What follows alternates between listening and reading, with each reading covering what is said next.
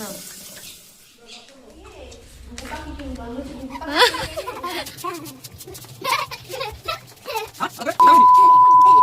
Everyone, তো আজ আমি সকাল থেকে সন্ধ্যা পর্যন্ত কি করলাম তো সেটাই আমি শেয়ার করব। তো সকালে আগে ঘুম থেকে উঠেই ফ্রেশ হয়ে আগে আমি বাসি ঘরটা ঝাড় দিয়ে নিয়েছি। তো তারপরে চলে এসেছি সোজা রান্নাঘরে। তো এখন আমি ডালটা সেদ্ধ বসাবো।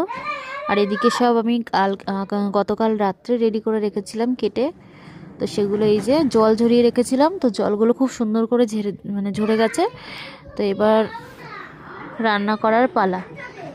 তো এইদিকে চালও ভেজানো ছিল, আর মাছটা ফ্রিজ থেকে বের করা ছিল রাতেই, না হলে সকালবেলায় বরফ ছাড়াতে খুব প্রবলেম হয়, তাই রাতেই বের করে রেখে দিয়েছিলাম। শীতকালে কোনো সমস্যা হয় না। তার এদিকে রাতের বাসন ধোয়া সব এগুলো এখন আস্তে আস্তে করে গুছিয়ে রাখবো। আর এদিকে আমি গতকাল সব কৌটো ধুয়েছিলাম, মশলার কৌটো, মানে অনেক কৌটোই ধুয়েছিলাম, এর মধ্যে কিছু কিছু ধোয়া। তো এইগুলো ওই জন্য ফাঁকা, এই জায়গাটা কেমন ফাঁকা ফাঁকা লাগছে। তো এইগুলো আবার মশলা টশলা রেখে তারপরে আবার জায়গা মতো রাখতে হবে। তো এই যে মাছটাকে সুন্দর করে ধুয়ে নিচ্ছি, ধুয়ে লবণ আর হলুদ মাখিয়ে রেখে দিচ্ছি। আর ওদিকে ভাত বসানো আছে, আর প্রেশার কুকারে ডালটা সেদ্ধ বসিয়েছি। তো মাছে নুন হলুদ মাখিয়ে নিচ্ছি। তো এরপরে কড়াইতে দিয়ে দেবো তেল। তো হাতটা ধুচ্ছি, মনে হচ্ছে যে জল দিয়ে হাত ধুচ্ছি না, মনে হচ্ছিলো যে তখন বরফ দিয়ে হাতটা ধুচ্ছিলাম। তো যাই হোক, এখন সব জলই পুরো ঠান্ডা বরফের মতো হয়ে থাকে।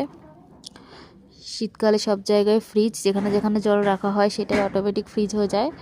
তো এই যে কড়াইটা খুব সুন্দর মানে বেশি করে গরম করে নিয়েছি, যেহেতু মাছ ভাজা করব। তো এই যে তেলের থেকে ধোয়া ওঠা শুরু করেছে, তারপরে আমি মাছগুলোকে ভাজছি। তো আজকে রান্না হবে জিরের গুঁড়ো দিয়ে রুই মাছের ঝোল, আলু দিয়ে, আর বেতো শাক, মূলো দিয়ে মুসুরির ডাল। আর এদিকে আমি সব কেটে নিয়েছি, আর এখানে একটু মশলা করব মাছের জন্য। আদা, কাঁচা লঙ্কা, জিরে আর টমেটো দিয়ে একটা মশলা পেস্ট করব, সেটা আমি মাছে ব্যবহার করব। আর এদিকে ধনেপাতাগুলো ধুয়ে রেখে কুচিয়ে নিয়েছি। যে মশলাটা রেডি হয়ে গেছে, আর ওদিকে তো মাছ ভাজা হচ্ছে। আর এখানে যে ডালটাও সেদ্ধ হয়ে গেছে, নামিয়ে রেখে দিয়েছি। আর এটা হচ্ছে শাকের জন্য লঙ্কা আর রসুন। তো মাছগুলো ভাজা হয়ে গেছে, এবার সব নামিয়ে নেব। তো দুবার করে মাছগুলো ভেজেছি। প্রথমে একবারই 3টে ভেজে নিয়েছিলাম, তারপরে আবার ভাজছি। তো মাছ ভাজাগুলো পুরোপুরি রেডি। এবার তেলে দেব শুকনো লঙ্কা আর তেজপাতা।